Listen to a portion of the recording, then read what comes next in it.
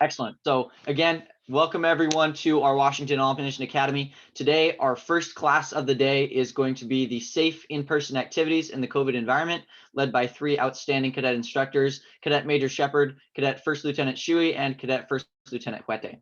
So without any further introductions, I will turn it over to them to go ahead and begin with their class.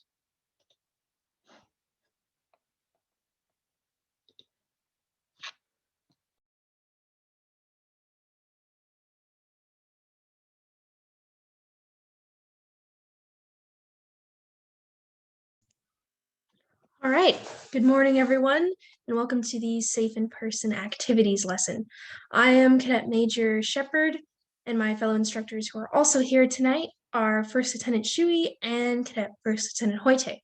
Today, we will be talking about several different lesson plans to implement into your squadron, whether they are games or ideas, possibly things you may have never heard before, that are all COVID-friendly. I'm going to ask everyone to please save all questions to the very end of the presentation, or unless the instructor asks for you for questions in their presentation portion.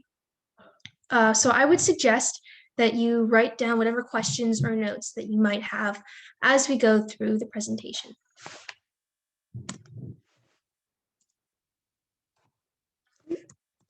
There you go. Now, for a little info on us. I am Cadet Major Caroline Shepard. I've been in CAP for around 4 years now. I've attended many different activities through my CAP career, however, only one NCSA, which is Desert Eagle Flight Academy, as a basic glider student in the year 2019. And now this will be my fourth WAMA that I've attended so far, 2 in person, 2 online. My first ever WAMA was a Grand Coulee Dam tour, which was a lot of fun. And then my second was a Wreaths Across America activity. Currently, I am the Cadet Deputy Commander for the 21st Fairchild Composite Squadron and the Color Guard OIC, as well as the East Group Representative to the Washington Wing CAC.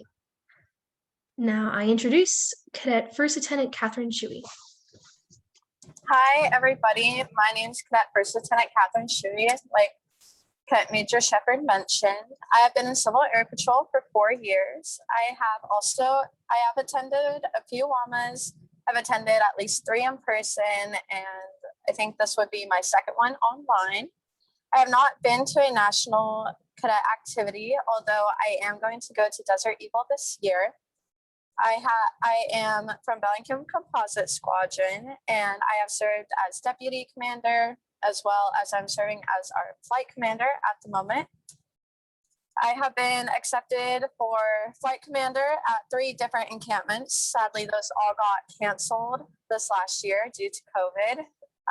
But I do hope that in the next year, and hopefully this winter, I will be accepted again as staff for the next encampment. Next, I introduce Cadet First Lieutenant Giovanni Huete. All right, good morning, everyone. I am Cadet First Lieutenant Giovanni Huete. I am the Cadet Commander for Renton Composite Squadron. I've been in the Civil Air Patrol for around 4.5 years. During my time in CAP, I've attended numerous activities. I served on the cadet competition team, as well as attended multiple NCSAs.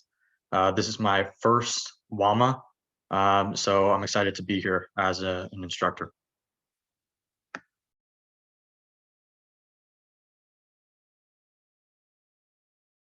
All right, great. Now we're going to move on to airspace education with Cadet First Lieutenant Shui. Awesome, thank you.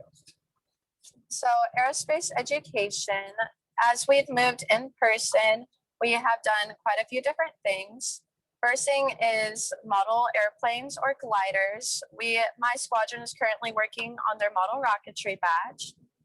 So the way that we do this and keep it COVID safe is where we put them in plastic bags separated beginning of the night, and then we pass the kits out to the cadets.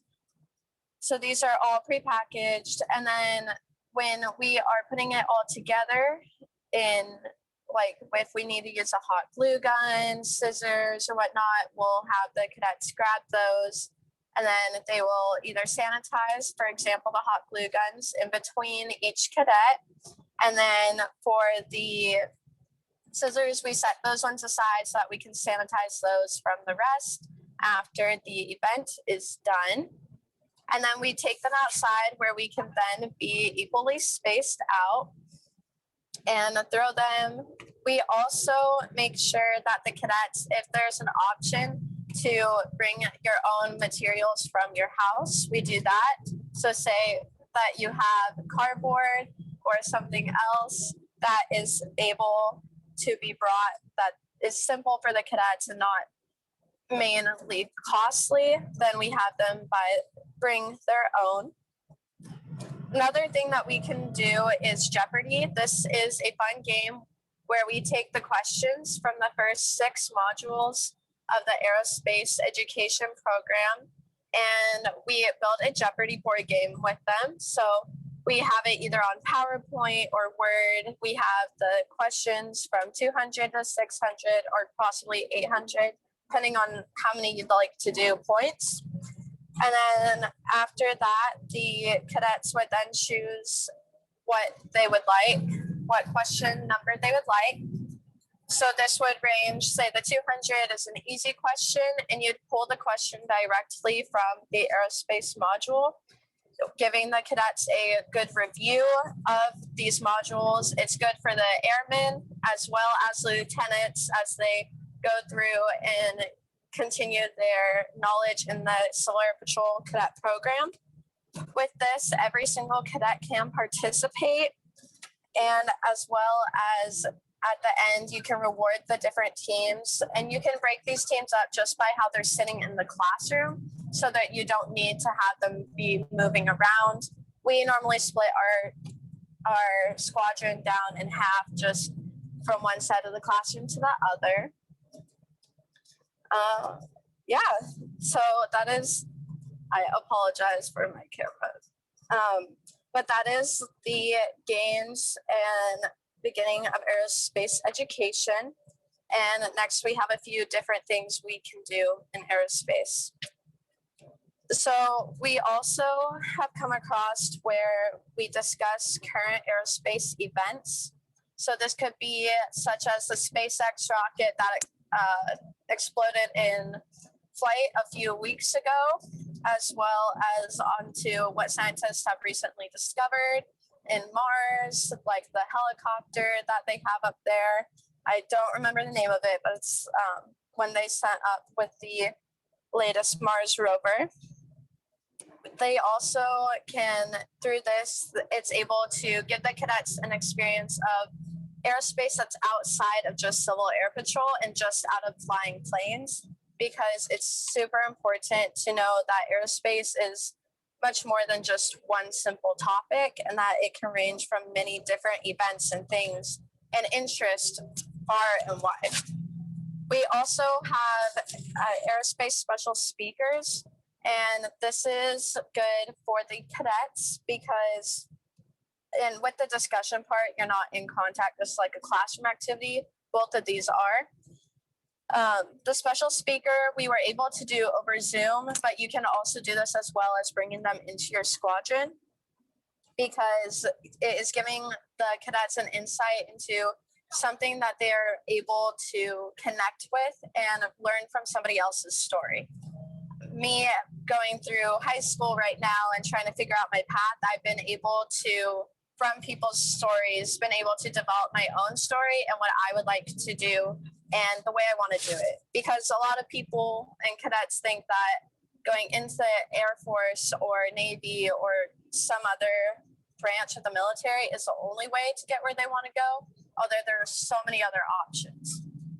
Also, if you'd like to interpret SMART goals into the special guest speakers, that's a great opportunity to introduce that and get the cadets knowing and thinking about what their goals are.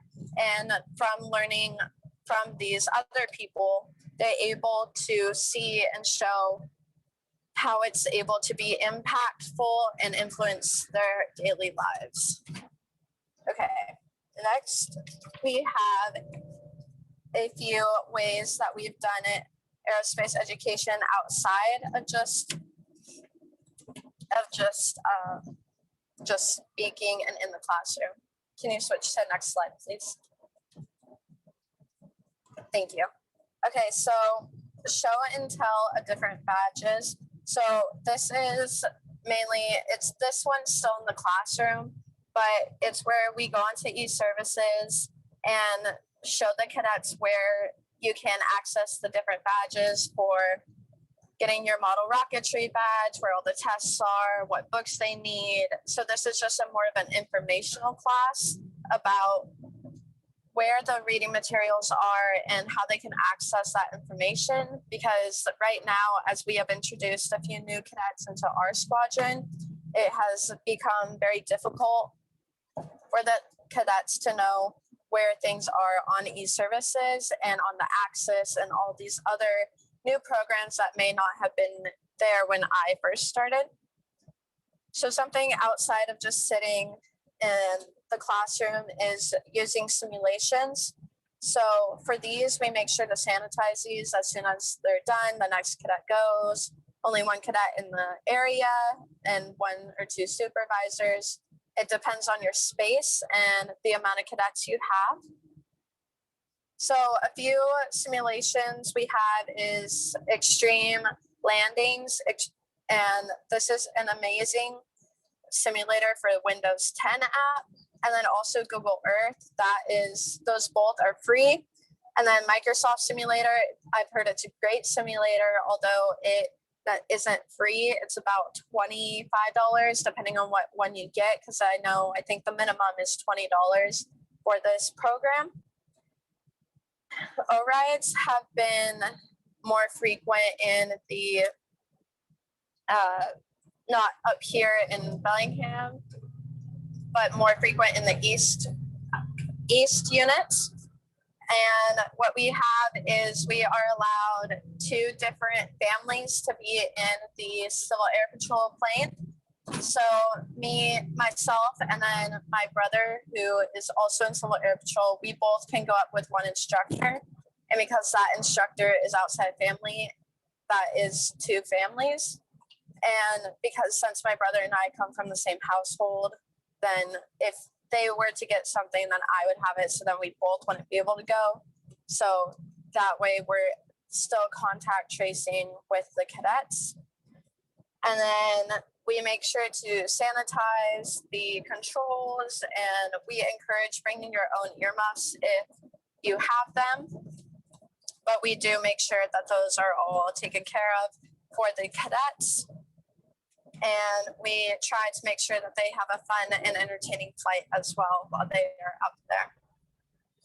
Next is physical training. So for physical training, it's going to be, your setup is going to be a lot similar to the drill, where you do double arm interval just for the standard training. So first we get the cadets into double arm interval for setup, then we have them do open ranks, and then from there we have them move wherever the flight needs to move to see the instructor. So that's how we first get our squadron set up. And then after this, we make sure the cadets are able to see the activity by having 3 or 4 different officers surround the flight so that they're able to see the activity.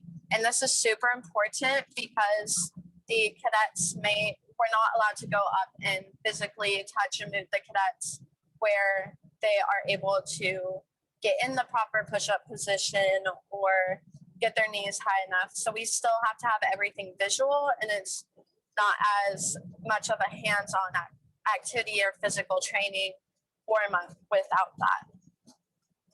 So I mentioned grouping cadets, and this is dependent on size of your squadron and the amount of officers you have or support staff, because as you group your cadets, you want to make sure that they have ample support and that they're not just a group of airmen just trying to figure out what the activity is. And then if you have a small squadron, you're not going to want to have like 3 different groups. You're only going to have like one group do it as one squadron or 2 separate groups. So that's, and in our forum that we have, we also, I explain that more. We do wear masks when we are outside doing physical training, because for at least where I'm located, it is still a requirement. For the pacer, we have the sectioned out cones of where the cadets will be running in the line. We do offer cadets to take off their masks at this point to where they are able to breathe fine without them during the pacer. But the main thing is that they are distanced from the other cadets who are running at the moment, and the people on the sidelines who are counting or who are making sure they're doing it properly do have theirs on. Push-ups and crunches. This is difficult because we're not able to see the bending of the 90 degrees, or we have to see the bending of the 90 degrees. We're not able to put our hand in the crease of their elbow. And for the sit and reach, as well as crunches, depending on if you use equipment for crunches or not, we use a band that we measure off of. So then we have to sanitize that after each group. Like I mentioned grouping cadets a lot, but this depends on the size of your squadron. The sit and reach boards, we make sure to sanitize those after each cadet goes. And I mean, that's pretty much all it is to that. So that's how you do the fitness testing with physical training. Next, I'll be talking about a few PT games. So the first one is Ultimate Frisbee. And for this, you just need to make sure to sanitize and have the cadets wash their hands after, because as we see in schools and other activities outside of CAP, they're able to play games like football.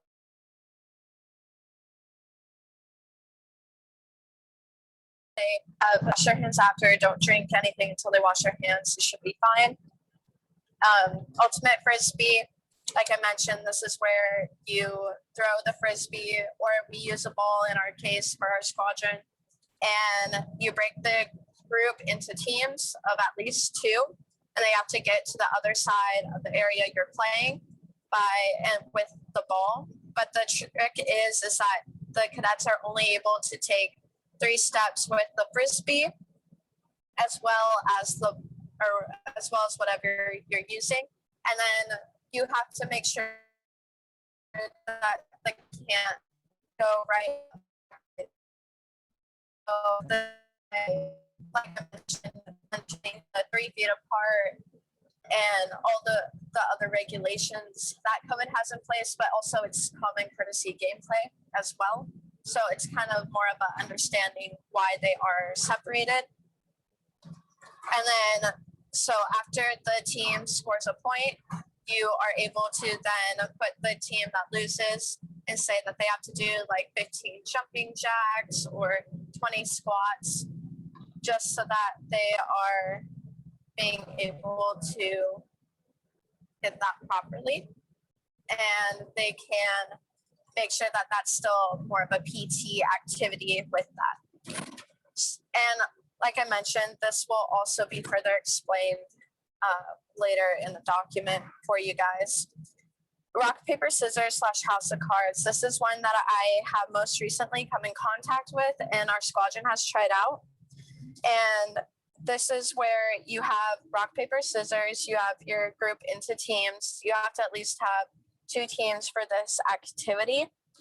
And you have 2 cadets compete in a rock, paper, scissors. And then they get to choose a card from a deck of cards. And then that certain card represents something. So if it is a spades, that would represent like a workout with your legs. And then say it's clubs, that'd be like a core workout. And then hearts and upper body, and so on and so forth. But with the cards, depending on the number, so it's the winning team still has to do the activity, but the losing team will have to do, so the number on the card depends on how many of the activity they have to do. The winning team does that number on the card, and then the losing team The rock, paper, scissors has to do double the number. And then with aces and I believe jokers, it depends on the amount of times. If you had like a plank, then it depends based off of if it's one from 1 to 5. If the card range was 1 to 5, then you would give them a plank position for 30 seconds for the losing team and 15 for the winning team. And this all is in the example in the other document. So don't feel like you won't be able to access all that I'm saying right now. And then they will each perform these exercises. And this is dependent on how interested your cadets are in the activity. For my squadron, we were a small group of cadets that night. So this only went on for about a half hour or so until we moved on to the next activity. But if you have a really competitive squadron, then it may go on for more than the 20 minutes or so. And then if they lose interest, don't try to go through the whole deck of cards, but it's an option. You just kind of have to feel out the timing for that one. Okay, moving on to physical fitness games continued. So we have a relay race. Now, this helps for groups. And like I mentioned, there is quite a few group games that I mentioned in this presentation, but depending on your cadets and squadron size, this may differ how you split them up. So for the relay race, for example, you have 2 groups. You have a set of workouts that they will have to do at each station. So say you have the cadets in a line on whatever platform or area you're doing, and then you say the first cadet has to do 20 push-ups, and they'll have to run to the next cadet as fast as they can, and then the next cadet will do, say, like 30 squats, and then they'll run to the next cadet. But when they run to the next cadet, they'll have a certain stopping point, and then that is where they're not going to be like tagging the person and other things like that, being in close contact. Or you can also do this where one cadet starts at one point, runs down, does the activity, then runs back to the team, and then have them all sit down once every cadet has gone. That's another option to make sure that everyone participates and goes through. And then normally it would be the first team to sit down, saying that they've indicated they've done all the reps. They would then get a reward at the end. It depends on if you do flight competitions, what you do in your squadron, but this could be like a healthy snack or food or cookies or whatever you guys decide to give the cadets as a reward. And finally, we have Sprout Ball. This is more of an individual game, and we encourage cadets not to team up with others, although it may be difficult or they might find loose clicks. But the goal is for one person to get everybody down. This game is really, it doesn't get boring, not really, unless you have like 2 cadets that are up. So what happens is one person throws the ball at someone, then that person sits down. Then after the person that hit the other one gets hit, then they are up, then the other person's up again. So if I hit Cadet Airman Button, and then Cadet Airman like Shui hits me, then Cadet Airman Button is up, and then they continue to play. And this, it can be played with different varieties of balls or whatever you'd like to use for your squadron and whatever you have around. Just make sure that you guys clean it all before and then after. And then like I mentioned, have the cadets make sure to wash their hands before drinking anything or rubbing their eyes or mouth or nose, whatever they may be.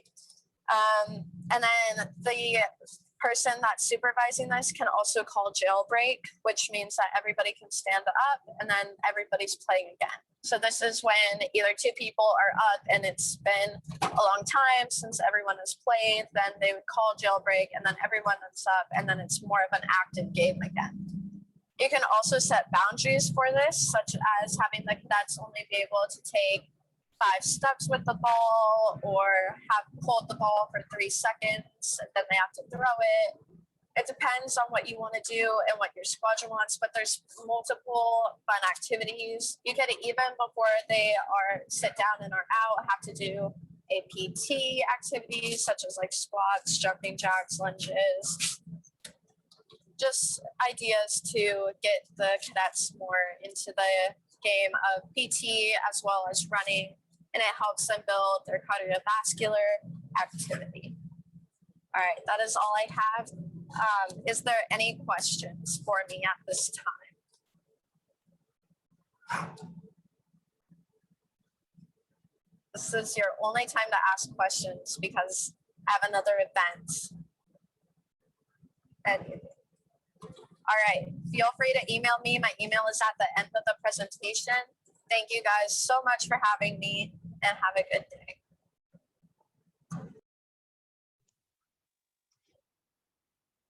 All right, thank you very much, Lieutenant Shui. Now, the Stratostar weather balloon. This is a great STEM activity to use for your squadron. Pretty much what it is you design an experiment, and that experiment gets sent into space with this weather balloon. And as it goes into space, you can track its progress about where it is, the altitude, so how high it gets, and the video camera that is also sent up, you can view as well. You can post it to your social media and make a whole class lesson plan for it. And they also send you a lesson plan in a little kit when you sign up for this program. Now, in the back of this presentation, you can see that there are little things of food and rubber balls inside of those test tubes. That's about the size that you are going to get for the presentation of this activity. So they are going to be relatively small, and you only get two test tubes in the mail. So personally, I would suggest that you get 2 different kits. However, if your squadron is small or perhaps you can't afford the second kit, 1 kit should be completely fine. It's not all about what you put inside the test tube. There's also lots of learning along the way. For instance, there's this whole plan goes for it's supposed to be around 10 class periods. However, because we're CAP, we can condense that and make it more from 4 to 6 weeks that this will take, this activity. Now, what you do is you have the introduction, then you have everyone brainstorm the experiment. So this could be where you introduce the stratosphere weather balloon, what it means, what it is. You can show them this little video that I'm about to show you. And then brainstorming the experiment, just have everyone come up with an idea on what they want inside the test tube. And then you design the experiment, you build the experiment. So if you want to put something specific in the test tube, you can, and you can build that. And then you plan the mission, you send your final test tube in the mail, and you keep the other one that you received because you do get 2. And then they launch that. The people who work at Stratostar launch that themselves with the weather balloon. And then you get to discuss the video because they do send the video back to you of what happened and what took place. And you can view the data as well as the weather balloon goes up into the sky. Analyze the experiment. You can create a report that's optional as well as a public product. Those 2 things just mean that you can post it on your social media webpage for your squadron or even your own webpage if you so desire. And then at the very end, just have a reflection period. So everyone can discuss what was talked about during the presentation, as well as the rest of the experiment. Okay, now I'm going to show you this video. Can everyone see this? Just give me a thumbs up or something. Not yet. Okay, let me do this then. Can everyone see it now? Affirmative. Sounds good, sweet. All right, now I'm going to mute this because the audio isn't very good from translating to Zoom, so I will just be commentating throughout this to explain what things mean. Now, as you can see down here, there's some patches and logos. These are just students or other cadets who use this program, and you can design your own logo for this. Personally, if you're doing this as a squadron and you want to post this or send this to Stratostar, letting them know, hey, we did your program sort of thing, then I would just suggest using your own squadron patch. And this is the mission 0402. So there have been 402 missions thus far as of this video. Just going to go through some more patches. And then right here, these test tubes are pretty small, as you can tell, but you really can put anything. You can put food, rubber, pencils, AirPods, whatever's going to fit in here, you can put. And then this is what it looks like when you get the test tubes. They're placed in this tiny box. Obviously, there aren't already items in there. They're about to send this back to the company of Stratostar, so that way it can be launched. And then here is where they are receiving the kit. And then as you can see, here are multiple test tubes. So not only will your experiment be going there, but also others as well. And then will all be placed into this one box right here. And then this box is the thing that will be sent up into the stratosphere, connected to the weather balloon. And again, you can see you can put multiple items in here as well. It doesn't have to be all the same thing. Like this person put in an eraser and some kind of cloth, I believe. And then right here, this is the guy or one of the people who works at the Stratosphere company is setting up the weather balloon. And there is video of this for yourselves that you can watch later. And when you do this activity, they will send you a video like this.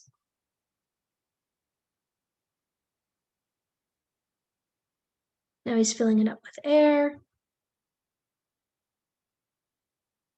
And then very soon, as you can see there, he was attaching the kit to the weather balloon and is now securing it and will soon launch it into the sky.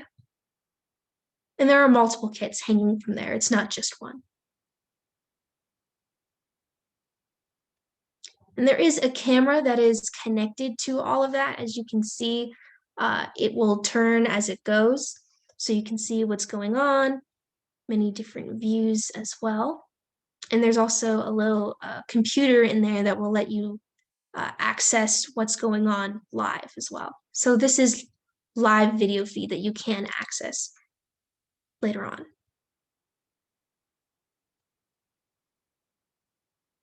And it does get pretty high, anywhere from around 90,000 to 100,000 feet to reach the stratosphere.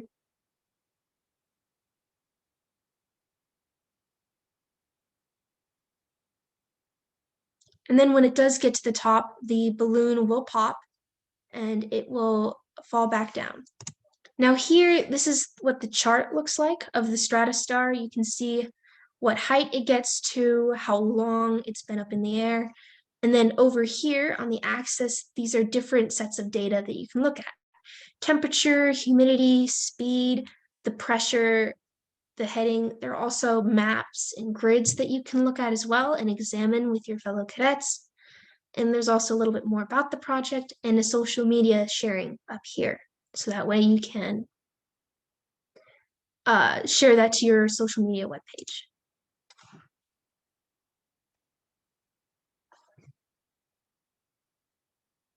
And then here it lies in a cornfield, for example.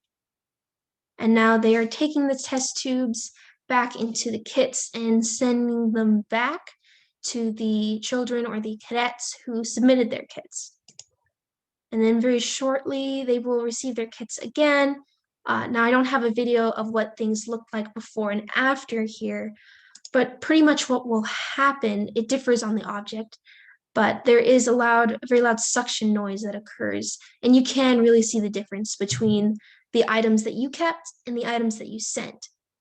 And just to clarify what that means, in one test tube, you have the exact same items that you are sending up into space, since there are two, so that way you have a before and after that you can look at and examine and analyze. And then here are some example experiments that you can do if you so wish. This is a Play-Doh in space. Also a battery and how the volts change when they reach a certain point, how they're affected. And then here are little graphs and systems that you can look at. Here's where they're showing you all the different data and information and what it looks like on those charts.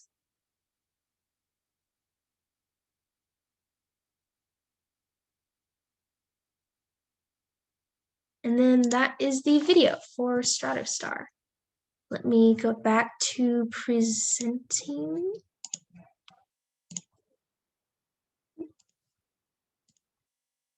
All right. And for the Stratostar weather balloon, I highly recommend this activity. My squadron has not quite finished. We have actually just started and are still in the brainstorming phase. However, I've heard really good things, and it's supposed to be a lot of fun. And as a reminder, please save all questions to the end. And if you want any more information about the Stratostar weather balloon, there is a link down here towards to the video that I just went to, as well as what Lieutenant Shui was referencing at the very end of the document, of this presentation. There is a document with all of our lesson plans in very detailed fashion. So that way you can look more into our topics that we discussed. And I also linked the information on the weather balloon in there as well. Next activity is backpacking. Let me just move this out of the way real quick. All right. For this activity, cadets will be able to know what they need in case of a natural disaster. This could be anything from a tsunami, tornado, earthquake, high winds, lightning storm, anything of that sort. And this is an emergency backpack to use for those cases. Anywhere from 12 to 24 hours. You can decide on what activity that you'd like to teach if you'd want a 12-hour or 24-hour backpack. And then what you want to do is have someone on the cadet staff or senior member staff, but cadet staff is more recommended, and have them kind of do a demonstration of what this activity means and the items that you can put inside your backpack and their level of importance as well. Some examples that you could use are flashlights, knives, water, snacks, those sorts of things. And then once your cadet on the staff who is done explaining all of this, all the cadets will split up into groups with no more than 5 cadets at a table, so that way everyone is socially distant and all. And then as well as making sure that there is regular sanitation going on. And then you can do this activity one of 2 ways. You can either have it where cadets get a list of the items that they can put in their backpack. Let's say you don't have enough resources or you don't have a backpack to give the cadets to practice on. You can just give them a list and ask them to check off certain items that they would want to have in their backpacks. And let's say make it a little bit of an activity or a game. So that way they can only choose maybe 10 items or 20, 30 items, and you give them a list with 50 items. And that way it's more challenging to them. And then if you want to make it a competition, you can have a judge there, and then everyone turns in their sheets to them. And then that judge grades whoever did the best, and then maybe they win a little something or they get bragging rights, one of the 2. And then the other way that you can do this activity is have an actual backpack with all of these different items that will be there tangibly. And that way you can grade on different things. Instead of just having what's inside the backpack, it can be about how well they pack the backpack itself. And using those 2 combined activities, the grading can be more differential. Also, if you are a smaller squadron, let's say, and you don't have enough, and you have a lot of cadets, and you don't have enough table space to go to 5 different tables or something like that, consider getting plexiglass for your squadron, which is always very helpful. Those things you can get them very easily. You can see them in stores. in your classrooms, in your chemistry classes, those things. Those will be really helpful so that way everyone can still work together even though they are separate. All right, now we have aircraft ground handling. So this idea was given to me by Lieutenant Hoyte from Renting Composite Squadron. What their squadron does is they have everyone file in a line to the classroom, usually after drill or PT or something, and then make sure that they are socially distant. How they mark what is socially distant for their squadron is they use a chair in between, which is roughly 3 to 6 feet apart for them. You can use whatever your own method is for that.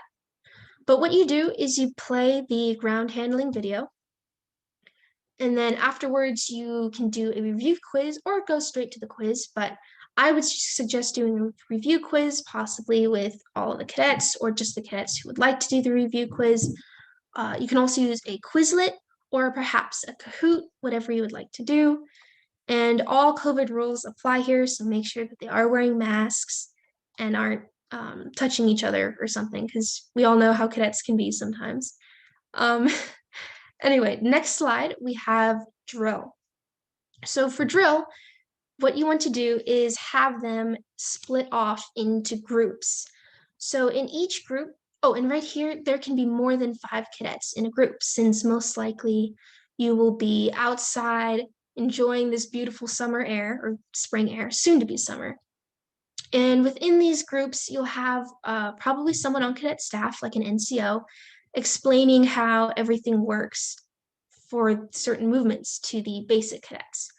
And the reason why I say go off into groups instead of just learning as a flight is that way everyone can get more detailed information on how to do certain movements. And since we've all been away for quite a while because of COVID and all, I'm sure many of us have certain questions about drill that we may have forgotten.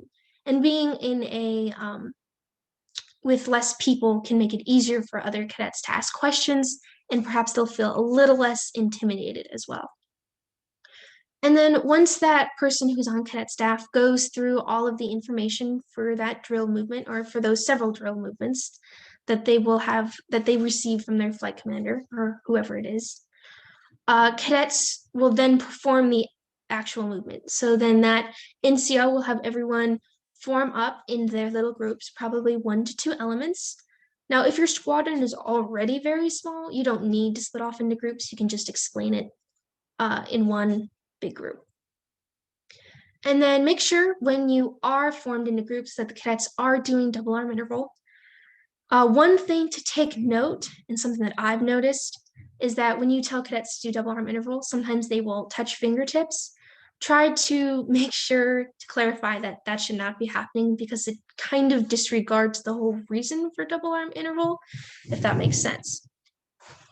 Another suggestion that you can do, if you have some cadets who are confused still, or maybe you didn't get to use your whole time during the squadron meeting for drill as you usually would, you can do informative meetings. Now, these could be extra meetings online, on a school day, or on the weekend, or an in-person weekend, whatever you'd like to do here. And these informative meetings can go into even more depth about drill, perhaps the history, talk a little bit about customs and courtesies. Informative meetings are only used if necessary. So if you see a bunch of cadets who might need help, or maybe some cadets are asking for review on certain items, then this is a really good time to use informative meetings. Now, I would suggest sending out a poll once a week, and these questions could be something like, did you understand drill for this week? What does this movement exactly mean? Would you like to do a Q&A about this movement? Things like that, so that way cadets have that option if they wish to take it. And then for drill offs, this is a good exercise to do during a squadron meeting after you've been taught the drill movements for that day. This is a good exercise not only for your basic cadets, but also for your cadets on staff as well. Review of drill movements and making it a fun activity is always exciting, especially if there's nothing else to do for that part of the schedule. So let's say you just finished character development or leadership and you have a 20-minute period of free time. This is where you could do a drill off Oh, and just to clarify what a drill off is, if someone hasn't done that before, it's where everyone, or this is how my squadron does it, but it's where everyone gets in one large circle. And then one cadet who is chosen, picked at random, goes in the center of the circle. And then cadets on the outside consecutively, so one by one, will give that cadet in the center a command. And then by command, I mean drill movement. And then that cadet will perform that movement. The goal is to try to get that person out of this person in the center, out of the circle for the next person. So if it's your turn to call the command and that person walks out of the circle, then you have to join them inside of the circle. And this continues until there's only one cadet left, and then that cadet is the winner. Now here, I would definitely suggest you make it a competition, and whoever the winner is can get a certain prize, maybe a really cool pen of some sort. I don't know. I'm personally and myself, I'm very into pens, but moving on from drill offs, the next suggestion I have is for the CAPP 60-33. Now, I know all of you, or at least most of you, do know what this is. This is the uniform manual, and we've all studied it before at some point in our CAP careers. However, I would suggest that you have everyone on your cadet staff, and even the basic cadets, just review this pamphlet. You can use it as a resource, and giving this to your cadets would be very helpful overall. So that way they have a resource to look at other than just your normal squadron meetings. And then at the very end of drill, this could be after a drill off, a lesson, or a class, you could do a fun Kahoot or drill trivia like Jeopardy or some other platform that I may not have heard of. And then this can be a really good way to review drill and enhance their ideas on it. And you can put little trivia and quips inside as well. This can also be used as a TLP for other activities. Kahoots are not just for drill. This can also be used for things such as leadership activities as well. All right, moving on to uniform inspection. Now, note that the uniform inspection should be a surprise and is usually announced at opening formation. This could be something where your cadet staff, cadet commander, whoever you would like to announce this, would say some things as, we will be having a uniform inspection that will last, and you have 10 to 15 minutes to prepare. Once the cadets are done preparing, have the flight sergeant fall them in, or whoever you'd like to fall them in, and then start with your cadet flight commander, and then go down the chain after that for the inspection. As for COVID guidelines, there's really nothing you need to change here except for double arm interval. Open ranks is still the same. Just make sure not to get too close to the cadets. So as an example, in this picture right here, this is probably a little too close. I would suggest to move out just a little bit more. And obviously this is pre-COVID time as well. So something to do to prepare your cadets for uniform inspection is to have those extra online meetings that I was talking about for drill. These extra online meetings could be to clarify exactly what uniform items mean, or whatever else you might want to discuss during an extra online meeting. And I would definitely suggest to combine this with the drill online meeting as well. Another good thing to do that I know a lot of squadrons don't, and personally, I don't have wingmen either, which is disappointing because if you establish a wingman, they can always have your back and you can ask them questions, and they're in the same position as you are, or the cadet that you are assigning the wingman to. So that way, they always have someone to talk to for questions. And establishing wingmen, they can also be the one they can turn to for their uniform to check if it looks adequate or not. Another thing to do is you can make it a competition. Now, everyone loves competitions. And here, this is a really good time to make a mini award. And you can announce that previously, or you could make it a secret or something. Or maybe your squadron has their own traditions on uniform inspection. For my squadron, we have a really big uniform inspection about once every quarter or so. And when we do, usually that cadet who won the uniform inspection will get an award, for example, maybe a certificate or a plunger, which I know sounds really weird, but our squadron does that. Another thing to do is encourage conversation between cadet airmen. Now, I know this may seem a little too hands-on for something like a uniform inspection, but since everyone has been away for quite a while and some people have not had a whole lot of social communication during COVID, this would be really good for those cadet airmen or those new cadet airmen who just feel nervous and need that extra little boost.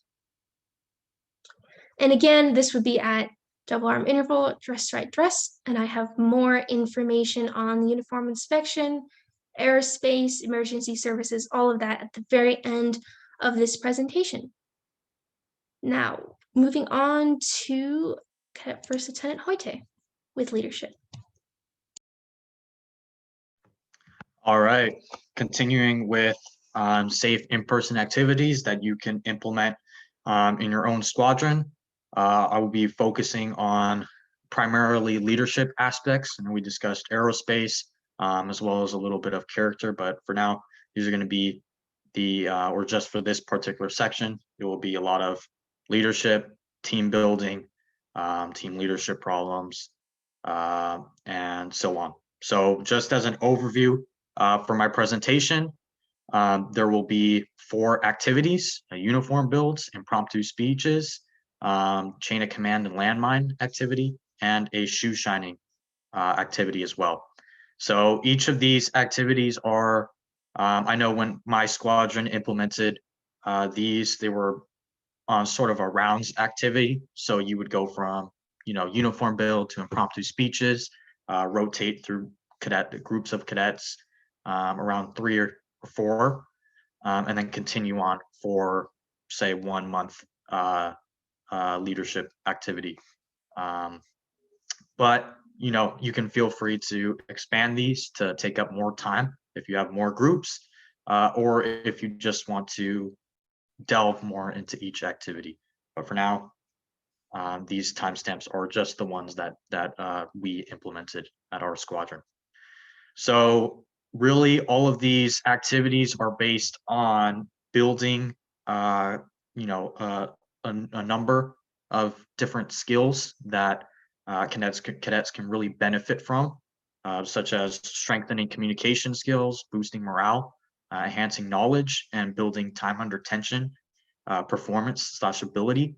So really, for time under tension, that's a particular event has a time limit, right? And the cadet's job is to find a solution to that problem under that time limit, right?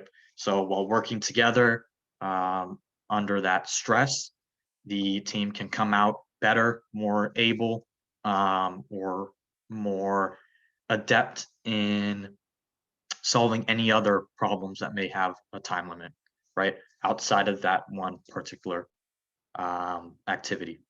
So all of the activities or events here in this presentation require very few materials. I think the extent to which the materials are roughly provided in maybe your immediate vicinity, maybe shoe shining equipment, class B blues for the uniform build, but a lot of it can be bought for either really cheap or you already have it in your presence. So we'll move on to the first activity.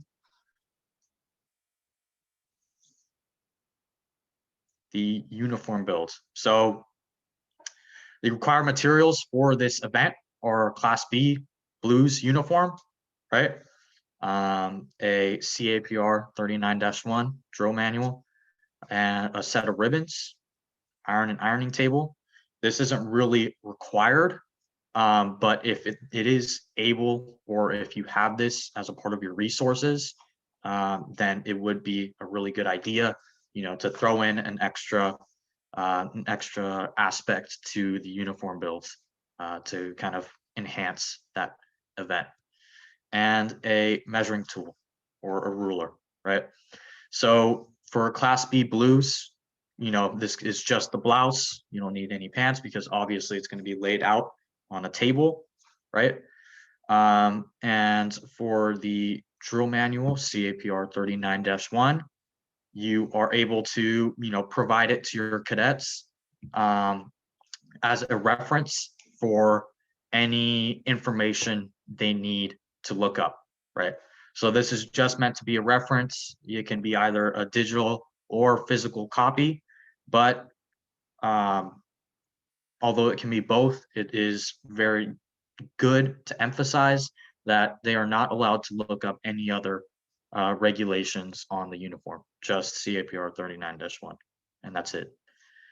So for the set of ribbons, these are really can come in a variety, and it's up to your own discretion to provide what's good enough to provide a challenge for cadets, but also, easy enough to for them to work out and not be, scratching their heads the whole time, right? Obviously, you don't want to put in 25 ribbons. That's just way too much for this time limit.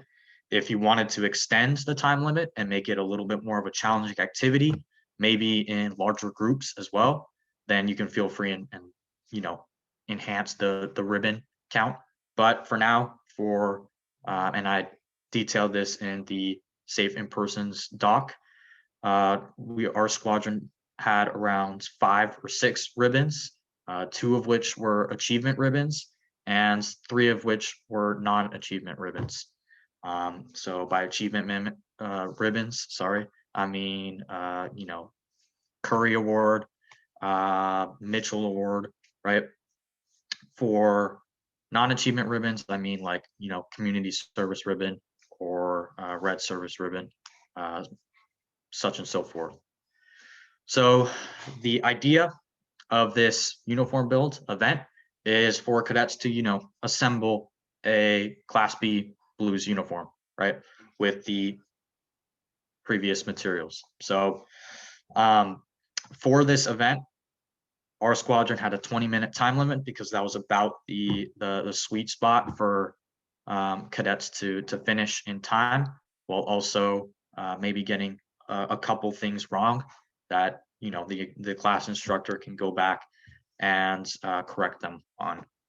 But the biggest thing for this uniform build and the objective is for the uniform at the end, after all the cadets have worked together to assemble this uniform, is for it to be CAPR 39-1 and CAPR 39-3, the ribbon manual or ribbon regulation, to be compliant with both these regulations, right? Because the idea is that cadets can build this uniform, and then immediately after, any cadet can put that on, or if that uniform is belonging to a cadet, they can put it on and be completely within regulation, and can walk about with no problems at all, right? So really this activity builds teamwork, and it also enhances uniform knowledge as well, right? So this is a cadet competition activity, which is where we got the idea from. I know when I did this activity, there were a couple aspects to the uniform that I hadn't previously considered. I know there were some ribbons and some medals that I wasn't sure where they would go, right? But then after the activity, when I had time to reflect, I just thought that it was pretty cool that you can build somebody else's uniform that has achievements or ribbons, medals, such and so forth, that you don't have. So that is one cool aspect of this activity. All right, moving on to the next event is impromptu speeches. So the only required materials for this event are paper, 2 containers, and scissors, right? So sticking with the very basic and easily accessible materials. So essentially, if you're not familiar with what an impromptu speech is, an impromptu speech is a talk based on a given prompt given to any person. And so the prompt given is typically given within a very short time limit. So for example, you have your prompts, right? You give it to a cadet. They have about 30 seconds or so to prepare, gather their thoughts, and then they are meant to give a speech on that prompt, right? The main idea for impromptu speeches is for everything to be kind of thought of on the spot, right? So with that, as little preparation as possible, it's up to your discretion on how little you want that to be. But obviously you don't want cadets to have a plethora of time to prepare, and I do not recommend having cadets take notes. I know that was a frequent question when we conducted this activity. They could take notes. I wouldn't recommend that because that starts delving into a little bit of the other types of speeches. But for this one in particular, the whole premise is that a prompt is given and it is said or spoken in front of an audience under a really short amount of preparation, right? So going into a little bit of the procedure, went into a little bit before, but for this particular activity, you want to write 2 prompts for every cadet present, right? So if you have 2 cadets present, you want to write 4 prompts. If you have 5 cadets present, you want to write 10 prompts, et cetera, et cetera. Some examples for prompts that you could write, or if you were at a core value, what would it be? And what is the best branch of military service and why? So for these 2 examples, you want to kind of stick within either CAP or the military, but if you want to throw in a creative question that can either boost morale possibly, or enhance or provide a little bit of a controversial opinion, you can feel free to do so. Although I do recommend that the majority of the prompts are do fall under either CAP or the military. If you do any outside prompts, make sure to use your own discretion in making it professional and consistent with the whole idea of enhancing knowledge, boosting morale, as well as building leadership aspects within your own squadron. So once you have each prompt, you want to make sure that they're cut into separate pieces, right? So you have a tiny strip, and on that strip is one prompt, and then you have another strip with another prompt, right? You want to fold each piece and then shuffle each prompt in a container, then distribute one prompt for each cadet, right? Once all of the prompts were distributed, you want to have them flip it over, and then they have, for our squadron, this is the time constraints that we had. They had 30 seconds to prepare, right? So they just look at the prompts, gather their thoughts real quick. Maybe they have an outline in their head of what they want it to look like. And then once that 30 seconds is done, they have 1 minute and 30 seconds to present, right? 1 minute and 30 seconds may not seem like a long time, but when you're given a question or a prompt that you've never seen before, or maybe takes a lot more thought into giving a speech on, 1 minute and 30 seconds can be a very long time, especially if the cadets don't have a lot of practice in giving impromptu speeches or kind of thinking on the spot. It can be a little bit difficult to conduct. So I highly recommend that once that you encourage cadets to fill that time, right? So as the organizer, you can kind of ask guiding questions based on what they've already previously talked about, or you can provide another insight based on the prompt for them to talk about. But the idea is that they are meant to stop talking within a minute, or sorry, at a minute and 30 seconds based on their assigned prompt. If they go over time, that is all right.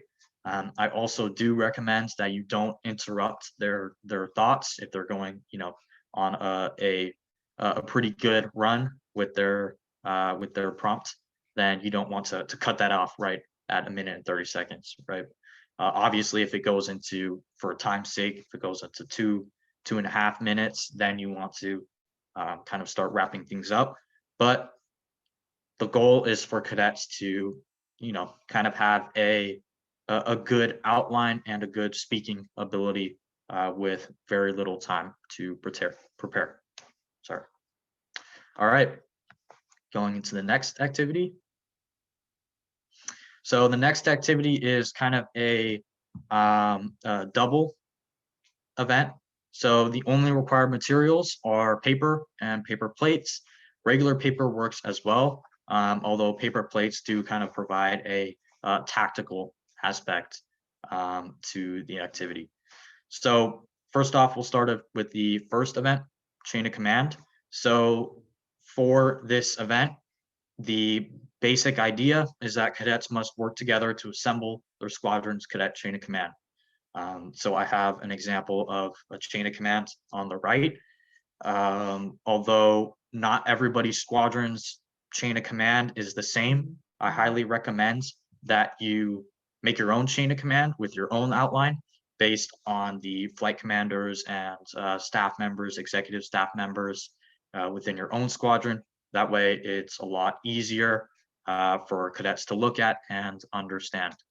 So for this chain of commands, once you created an outline, right, which is just boxes. So you have a blank box at the top for cadet commander, and then you have blank boxes for however many line staff members you have, flight commanders, flight sergeants. And then you create separate pieces for the staff members within those blank boxes, right? So on the separate piece of paper from the chain of command outline, you want to write down the names of each staff member, cadet staff member, and cut them out similarly to the impromptu speeches activity into strips, and then put them into a container, right? So the idea is you shuffle that container, you dump the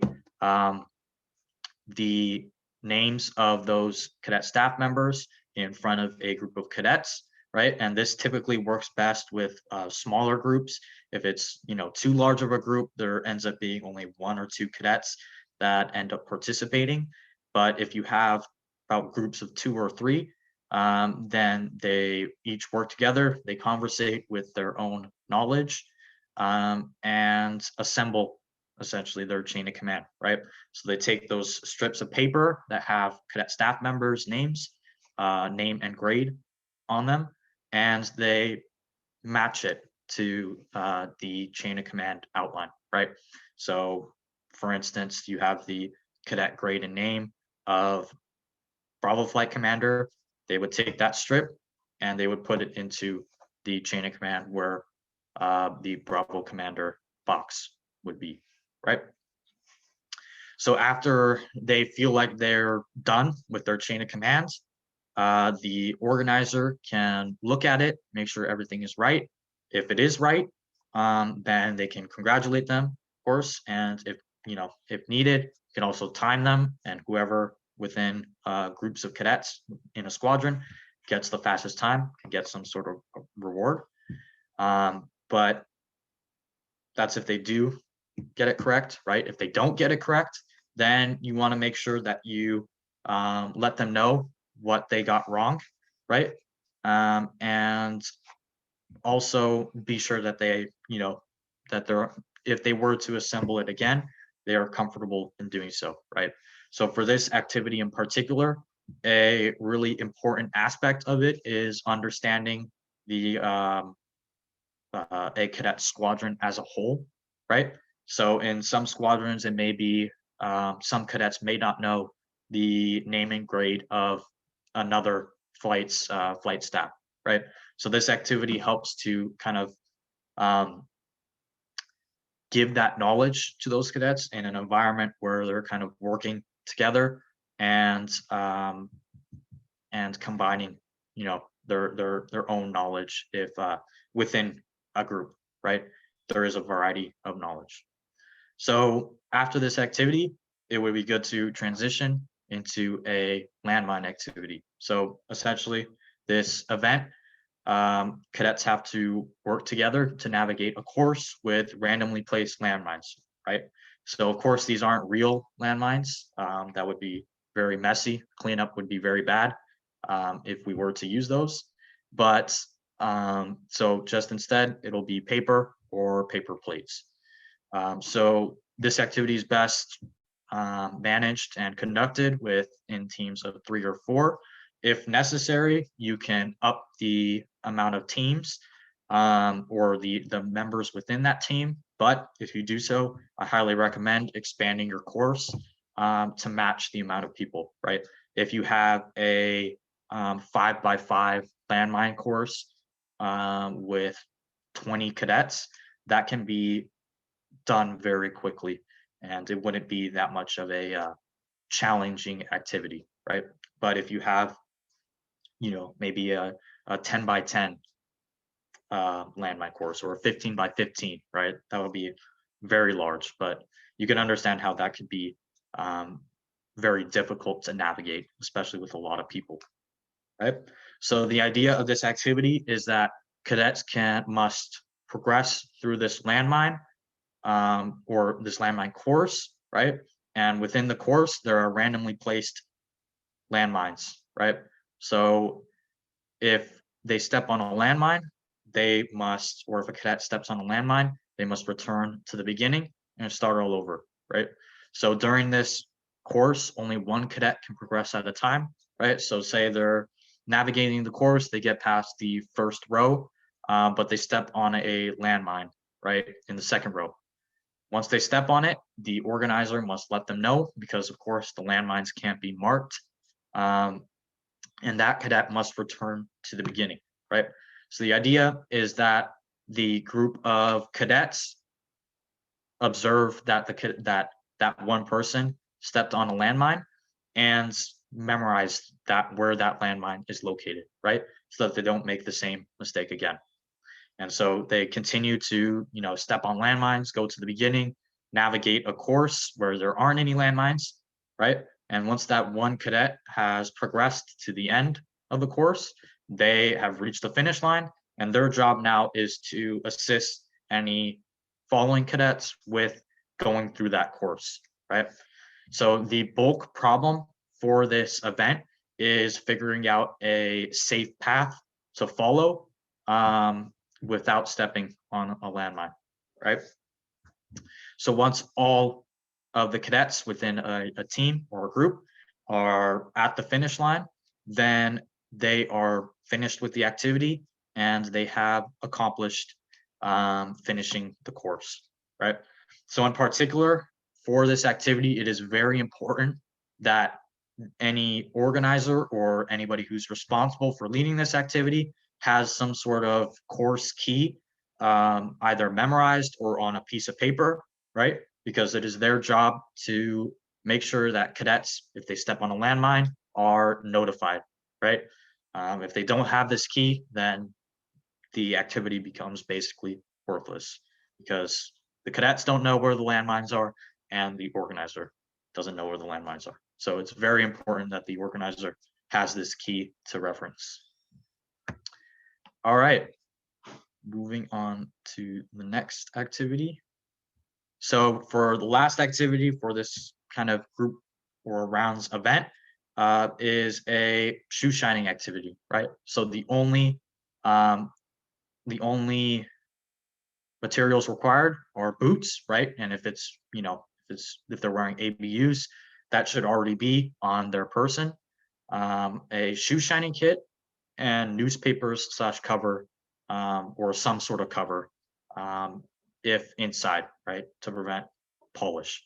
Just speaking from experience, when we did this activity, we didn't have any sort of cover for tables, and so some polish got onto the table. We were able to get it out, but it would be very helpful if you had some sort of, paper, or if they polished it on their lap, for instance, just anywhere away from surfaces, right?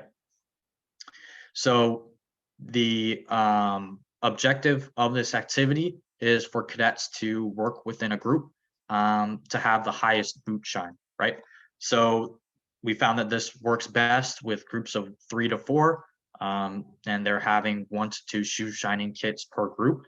Ideally, every cadet would have a shoe shining kit, but just considering, what is realistic, if each staff member, which is what we did, brings a shoe shining kit, you can effectively still have cadets shine their boots without needing a large amount of resources, right? And making sure that everybody, a large amount of people are held accountable, right? So if you do have for 1 to 2 shoe shining kits, all you have to do is 1 cadet shines their boots. Once they're done, they can pass any materials to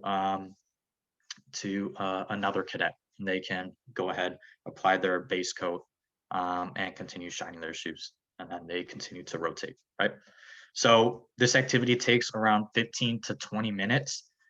This can be a very long activity if you choose it to be a long activity, but 15 to 20 minutes is generally a good amount of time for cadets to get an idea, if they don't already know, how to shine their shoes, as well as gather feedback from other cadets, right?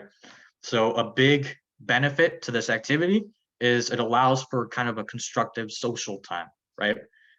Which, inherently boosts morale and builds knowledge. So while cadets are shining their shoes, they can, talk with one another about, it can be about, maybe the best method to shine their shoes, shiny shoes they've seen, or really any other topic while they're shining their shoes, right? So again, morale really boosts, the group's ability to perform within a stressful environment, and is overall very beneficial for a squadron to implement. All right, on to the next slide. So that is really all for the activities in this presentation. I hope you enjoyed. All of our contact information is listed in this presentation. If you ever have any questions about anything the 3 of us discussed here today, feel free to email us and we'll be happy to answer any of your questions. So also included is a document with all of these lesson plans in more detail, right? So Major Shepherd, would it be possible to link that in the chat? Yes, of course. I will do that, as well as the rest of this presentation. Fantastic. So again, in this document, you can find everything we discussed here into far more detail, groups, time limits, such and so forth. So that would be really beneficial for you to, you don't have to implement things right away, but you can still kind of look at it and maybe get some new ideas that you can send up the chain of command, or implement at your new squadron. All right, that's all. Thank you.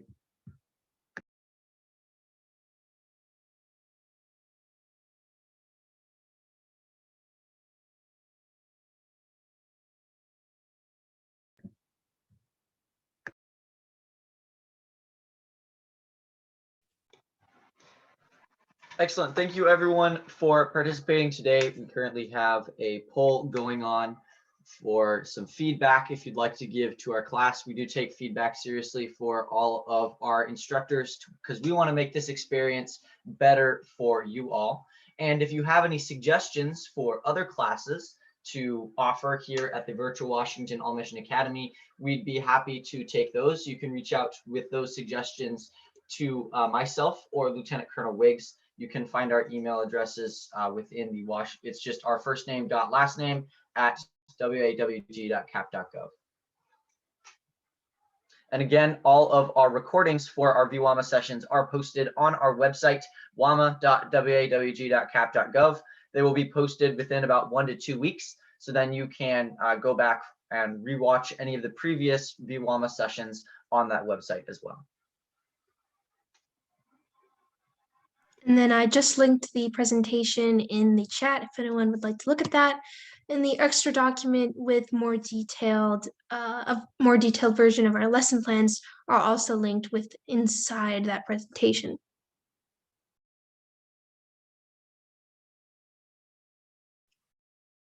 And as the full poll finishes up, this is Colonel Wiggs. I want to echo thanking our instructors and all the participants. We really appreciate your participation.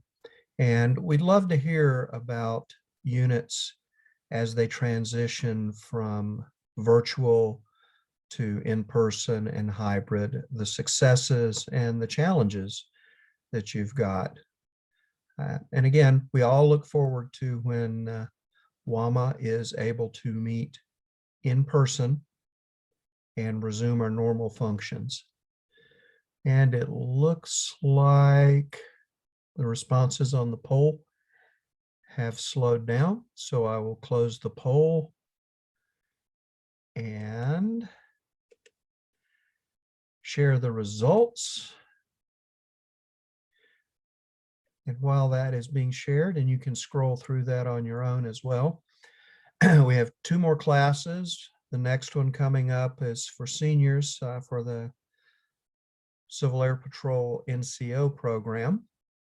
And then we have the AE program in the afternoon starting at 2, Perseverance, which is, at least for those of us that are following it, big news. All right. Thank you very much, everyone.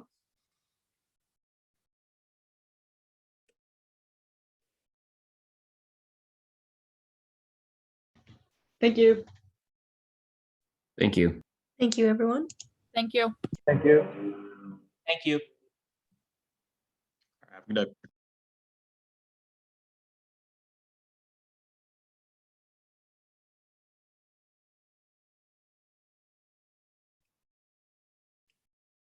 All right, instructors, if you're still here. I think we lost all. Okay, well, I was going to mention it yet again.